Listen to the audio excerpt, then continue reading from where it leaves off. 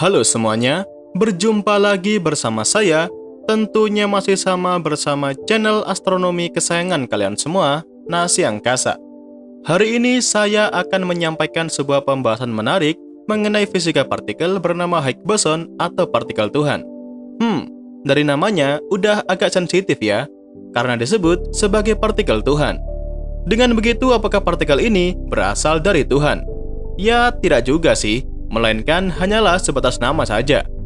Nah, kemudian seperti apa sih Higgs boson atau partikel Tuhan ini, dan apakah partikel ini ada di luar angkasa?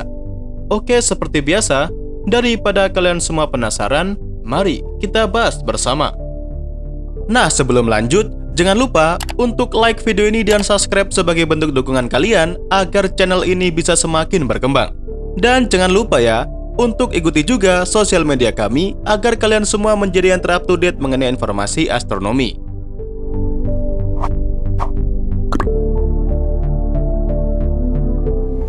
Sebelum kita membahas secara mendalam mengenai Higgs boson ini, mari kita sedikit membahas mengenai sejarah penemuannya.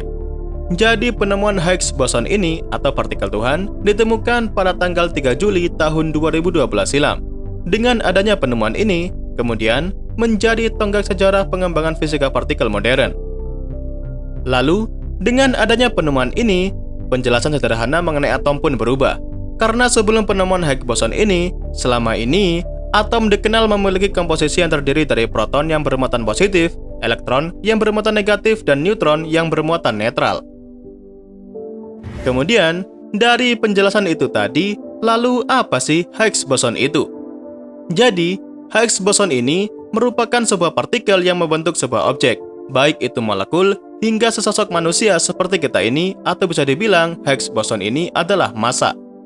Pada dasarnya, partikel yang membentuk sebuah atom memiliki sifat yang berbeda-beda, dan salah satu partikel yang terpenting dan bersifat misterius adalah massa yang diungkap dalam teori Higgs boson ini. Lalu, kenapa disebut sebagai partikel Tuhan? Jadi, nama partikel Tuhan ini muncul karena berawal dari pernyataan seorang fisikawan bernama Leon Lederman dalam buku yang berjudul Good Particle, If Universe is the Answer, What is the Question? Pada awalnya, Leon Lederman menyebutnya sebagai Goddamn Particle, tapi editor buku dari Leon Lederman sendiri menolaknya, dan digantilah menjadi Good Particle atau partikel Tuhan. Namanya memang cukup sensitif sih, dan sebenarnya, berdasarkan latar belakang dari Leon Lederman sendiri, seharusnya penamaan partikel Tuhan harus ia tolak. Sebab mendiang Leon Lederman sendiri adalah seorang ateis yang notabene tidak mempercayai adanya Tuhan atau Sang Pencipta. Kemudian bagaimana bisa para ilmuwan mendeteksi partikel ini? Padahal dikatakan tadi merupakan partikel yang masih bersifat misterius. Pertama, penemuan partikel Tuhan ini diawali dari Badan Kajian Atom Eropa CERN yang memiliki dua tim independen bernama Atlas dan juga CMS. Pada pengujiannya, mereka melakukan percobaan yang sama. Jadi, data penelitiannya dapat saling diuji dan juga diverifikasi. Kemudian yang kedua, diambil dari hasil penelitian dari ranking 0 hingga 5 sigma. Pada Desember tahun 2011, dua tim tersebut menyatakan data mereka menunjukkan dua level serupa yang membuktikan bahwa partikel Higgs boson itu ada, dan temuan pada 2 sigma itu bisa diterjemahkan bahwa 95% hasil percobaan bukan karena kebetulan statistik saja. So, dari sini, penelitian sudah dapat membuktikan mengenai keberadaan Higgs boson atau partikel Tuhan ini. Lalu, kemudian apa yang mungkin dapat dikembangkan dari teori ini? Secara teori, menurut seorang fisikawan bernama Lawrence Krauss dari Universitas Negeri Arizona, ia mengatakan jika ada perlakuan khusus yang bisa memanipulasi medan di sekitar partikel secara lokal, maka bisa terjadi sebuah objek yang dapat menghilang, sehingga juga dapat dikembangkan menjadi sebuah pengembangan senjata yang luar biasa di masa mendatang. Selain itu, menurut fisikawan tadi, pengembangan teori dari Higgs boson ini juga dapat memungkinkan untuk melakukan perjalanan menembus waktu. Menurut Lawrence Krauss tadi, hal ini sangat memungkinkan, karena menurutnya, jika medan partikel Higgs boson dimanipulasi dalam area yang besar sehingga memiliki energi, maka akan terjadi energi gravitasi yang repulsif. Dan akibatnya, wilayah di alam semesta ini akan bergerak cepat dan memindahkan sebuah objek lebih cepat ketimbang cahaya. Dengan adanya hal ini, tentu dapat dikembangkan nih untuk membuat sebuah pesawat antariksa yang dapat menjelajahi alam semesta lebih cepat dari cahaya di masa mendatang. Lanjut, apakah partikel ini ada di luar angkasa? Menurut seorang profesor fisika di University of California, ia mengatakan bahwa Higgs boson ini secara teratur muncul di seluruh luar angkasa. Fluktuasi kuantum atau ledakan energi menyebabkan pasangan partikel muncul secara spontan dari ruang hampa, kemudian saling memusnahkan. Dikarenakan Higgs boson ini memiliki energi yang sangat tinggi, aturan mekanika kuantum menyatakan bahwa mereka tidak dapat bertahan dengan waktu yang sangat lama. Jadi jika ada seorang pemburu Higgs boson ini, maka ia harus menangkapnya dengan waktu yang sangat-sangat singkat.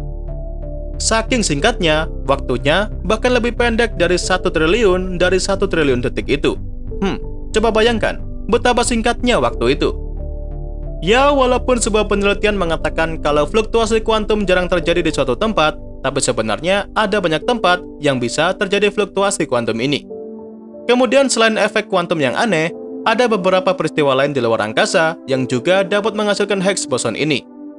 Menurut para fisikawan, lubang hitam juga dapat mengeluarkan Higgs boson.